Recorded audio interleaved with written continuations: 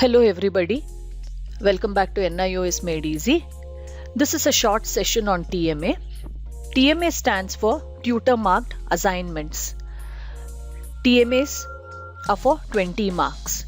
For those students who have come in to the NIOS board from other boards, will be unfamiliar with TMAs and they'll have questions around it, hence this video. TMAs are for 20 marks and it will have 6 questions. Questions 1, 2 and 3 are short answer questions. Questions 4 and 5 are long answer questions. Question 6 is a project question. Each of these 6 questions will have 2 choices and one of the choices have to be answered. TMAs are supposed to be done at home and once it is completed, it can be submitted back to the study center.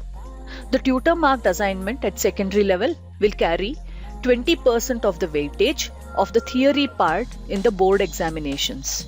Let's quickly get to the common questions that are asked. Is it compulsory to write the TMA? Yes, it's compulsory to write the TMA. It is mandated by the board and all the TMAs have to be submitted for all the subjects registered.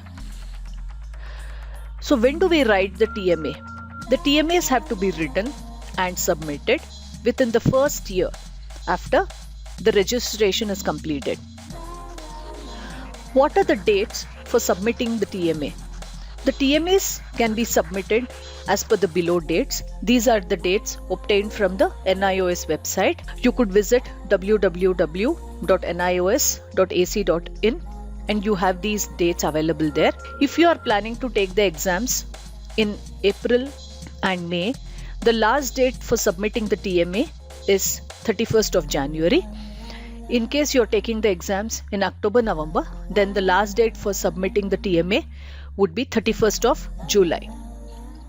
However, it is recommended that you get the actual dates, get the confirmation from your respective study centers. So once you are done with the registration, please get in touch with the teachers at the study center and get these dates clarified.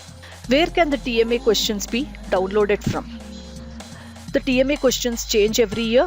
All the TMA questions for all subjects will be available on the NIOS website. So you could go to the NIOS homepage. There in the student information section, you have the tutor marked assignments available. So it is arranged subject wise. So you could download the TMAs for the subjects that you require. Suppose a student has registered for 5 subjects and he is going to write only 3 exams that year. So should he submit all the TMAs? Yes, irrespective of the number of exams you would be taking, the TMAs for all the subjects have to be submitted. For all the subjects registered. Where do we submit the TMAs? The TMAs have to be submitted to your teachers at the study center. So once you have finished your registration, you will be able to see your study center and other details in your student dashboard. So that is where you will have to submit your TMAs. Some of the questions are like, in which book do I write the answers for the questions? Should I use a blue pen? Should I use a black pen, etc. For questions like these on how you should actually be writing your TMAs, it is recommended that you get all these clarifications from your study center. So once your registration is complete, it is advisable that you approach the teachers in your study center and get these details. Before actually writing the TMA, you could get in touch with them and get all the details on which book to use to write, pen, in which pen do you have to write, how do you do the project, etc. After you get all these details, you could actually plan to write your TMAs. If you have not scored well in your TMA, can you rewrite it and can you submit it again? No, unfortunately, that's not possible. The TMA is a one-time activity. So once you are done with the submission of the TMA, you will not be able to take it back or resubmit it again. Can we see the marks we have obtained for our TMAs?